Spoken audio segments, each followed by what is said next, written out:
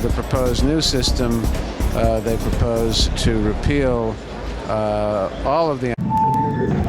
Welcome back to another edition of Cannabis in Canada with Jason Wilcox, coming to you from Surrey, BC, from our sponsors, Pacific Northwest Garden Supply, and here to talk about an update on the Coalition Against Repeal. There seems to have been some confusion, my friends. This is a national coalition, always has been, PPL and DPL, or Caregiver and Personal Use Production Licenses. This has been some confusion around this, it seems. I wanted to make this very clear. I also wanted to give a shout out before we get into what I'm standing in front of here, is a shout out to Mike out of Manitoba, the grocery store that kicked off the donation for these lock boxes that we're going to get into. Thank you very much. You know, it means a lot to us to have people come out of small Manitoba to come and help a big case like this. So we thank you. You know, we give a shout out to everybody in Ontario and all our volunteers that are going to be dispatched. Our volunteers to date have not been dispatched. They'll be dispatched to all committee reps as of the 19th. Because the lockboxes we're about to show you will be being dispatched across the country, at which point some of you volunteers may be in charge of looking after a lockbox. I suggest you go to our website, look at who your regional community representative is, and then give them an email about your interests, and of course click on the volunteer sign and give us your legal first and last name and information that's applicable to a matter like this. We ask for that information solely because of the security, such as the security in these boxes we're about to show. So with these going out, what's neat about them is when you get them, they're going to come packed, ready to go. And once again, Mike, you rock, man. Thank you very much for all your work and for all those in Manitoba that supported us to get to this level. And of course, to all our other friends that helped us get over the first $10,000 hurdle. So the box comes in like this, you open it up, you got two keys. You got a key for your committee supervisor or the store owner, and you got a key for yourself. You'll sign legal paperwork that'll come with it. It's just a document suggesting any diversion of funds. You know, it could result in a lawsuit, of course, because we don't want anybody putting coffee cans up saying they're raising money for the coalition. They're customized boxes. They cannot be duplicated. You can't buy them at friggin' Staples and say you're raising money for the coalition. I do say, man, rise up. Donate. Let's fill these boxes. Let's make our case. BC Civil Liberties Union, thank you. Sorry, BC Civil Liberties Association, thank you. You guys have made an excellent position paper released yesterday to the federal government. Once again, saying this is open to charter challenge. This is wide open. This is a civil rights infraction of the highest nature, of the highest importance. And the medical patients, 4,000 of us, have spoken from coast to coast. Once again, why am I hostile right now? Well, I'm pissed about the regs because medical patients have to spend $250,000 to protect personal production. When Colorado, the whole state's allowed to freaking produce. So am I supposed to be happy at this point? Then we got, if you're not going to help the coalition, if you're going to sit back and not assist, don't freaking bitch, but get out of our way, you know? Because this is one case, there's one route left. There's no political letters, there's no political avenues, there's no, oh, please help stop us. Nothing's going to work. There's a court of law. There's a judge who makes a decision. There's lawyers who do battle. And we wait for that decision. That's it. On another note, I'm not the plaintiff in this matter.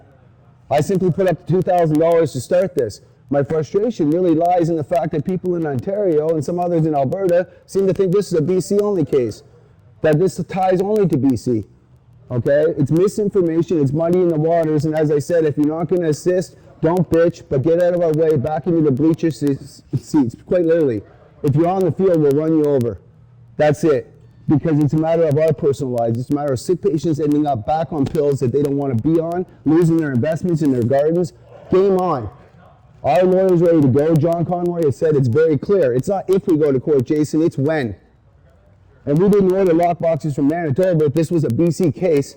We wouldn't have donations from Manitoba coming in if this was a BC case. Come on, people, wake up. This is not the time for division amongst activists. You know, and for those out there muddying the water, you will be called out by name if you continue to do so. You know, shadowboxing in the background instead of coming in open forum and addressing me face to face. Stop it. It's not helping the coalition. It's not helping the call for solidarity. We worked hard to unite BC. So those in the other provinces, hopefully you can look and see what's going on. I use the analogy, the Irish, you know, we're like the Irish. The English are coming. They're going to burn down our houses. They're going to take our women, which is our plants, and we're just going to let them? Or are we going to unite the clans and take a stand? Even if we lose, we took a stand. But my God, let's stop with the muddying of the waters and the misinformation. Our website has never dictated that this is about BC, never dictated anything about this only being about PPL.